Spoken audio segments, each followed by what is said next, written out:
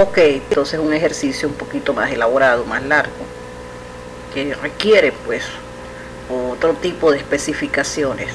Vamos a leerlo. Una empresa quiere hacer una compra de varias piezas de la misma clase a una fábrica de refacciones. La empresa, dependiendo del monto total de la compra, decidirá qué hacer para pagar al fabricante. Si el monto total de la compra excede 500.000 bolívares, la empresa tendrá la capacidad de invertir de su propio dinero un 55% del monto de la compra, pedir prestado al banco un 30% y el resto lo pagará solicitando un crédito al fabricante. Si el monto total de la compra no excede de los 500.000, la empresa tendrá capacidad de invertir de su propio dinero, el restante 30% lo pagará solicitando crédito al fabricante. El fabricante cobra por concepto de intereses un 20%. Entonces, en base a estas especificaciones, ¿qué podemos establecer? ¿Cuáles son esos datos de entradas que requiere el programa? ¿Ok? Que básicamente son el número de piezas y el precio por pieza, porque en función de estos dos valores de entrada, él va a generar unos procesos, y estos procesos se traducen en la especificación o cálculo del porcentaje que le corresponde pagar al fabricante, al banco o lo que ellos vayan a aportar. Básicamente ese es el análisis que corresponde a este ejercicio, para finalmente generar unas salidas. ¿Y cuáles van a ser las salidas? Especificar al usuario ese monto que le corresponde pagar, ese monto que le corresponde pagar al banco, la especificación de la deuda faltante y ese cobro adicional por pagar en crédito. Allí tenemos los tres elementos que queremos chequear en nuestros ejercicios, que son identificar esas entradas, definir esos procesos y identificar cuáles son esas salidas que voy a tener. ¿Ok? Una vez que ya tengo claridad en ese análisis, entonces procedo a lo que es, en este ejemplo no lo presento, que sería el diagrama de flujo, pero ustedes pues ya deben tener la destreza de poder generarlo en cualquier herramienta automatizada.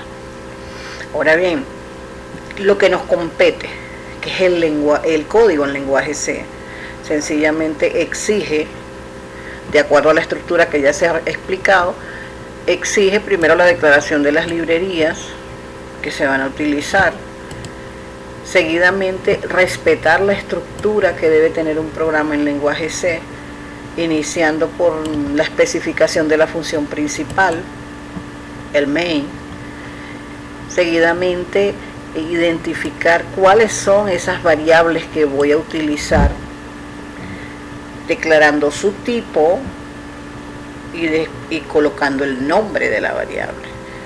De esta forma se inicia el programa.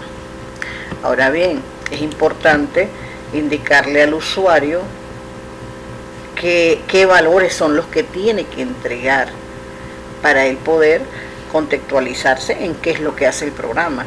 En algunas ocasiones, ahí en esa línea 21, podemos colocar qué es lo que hace el programa. Determinar el monto a pagar en función del ingreso, del número de piezas y el precio, ¿ok? A pagarle al banco, a financiar o a pagar adicionalmente. Eso ustedes lo pudieran decidir y lo pudieran agregar allí con un printf en la línea 21. Sin embargo, lo esencial es en este programa ingresar el número de las piezas, como observan en la línea 22 y 23, ingresar el precio por pieza, ¿okay? Aquí lo podemos visualizar. ¿Para qué? Para poder realizar los procesos que me piden. Entonces, en función de estos dos valores, num piezas y precio por pieza, voy a iniciar los cálculos. Aquí tenemos ya entonces la segunda parte, después de la captura de los datos, que es el cálculo total, el monto total por piezas, que sencillamente lo obtienes multiplicando el número de piezas por el precio de la pieza. Ahora, si ese precio, si ese monto total es mayor a 500.000, que es la especificación que me están dando, entonces genero estos procesos, genero estos cálculos y muestro la salida. ¿Ok? Observen procesos y salidas del código.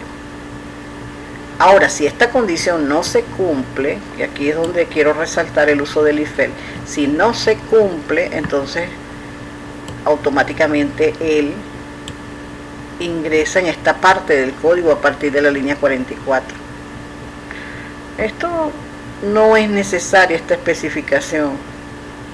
Vamos a quitarla, porque ya estoy asumiendo pues que si no es mayor que 500.000, es menor que 500.000. Entonces no es necesario, él automáticamente, en el caso contrario, lo ejecuta, lo hace. Entonces podemos observar cómo una vez entra en esta validación, si no se cumple esta condición, empieza a ejecutar lo que son los cálculos, que es nuestro proceso, para finalmente generar aquí la salida del programa. Y de esa manera pues ya finaliza el código que da respuesta al enunciado que tenemos acá en la parte superior. Vamos a observar la salida rápidamente. Observamos la consola. Vamos a suponer que son 2 piezas, cada pieza cuesta 10 bolívares y ahí automáticamente me genera las salidas que estoy solicitando. Bueno, el total a pagar será de 22,80. El monto es menor a 500.000, por lo tanto la empresa va a pagar 14, la deuda faltante serían 6 bolívares y el cobro adicional por pagar en crédito sería de 2,80. Ok, entonces bueno, vamos a ir revisando este código y vamos a ir haciendo la comprobación de lo que hace cada línea para poder comprender mejor el tema.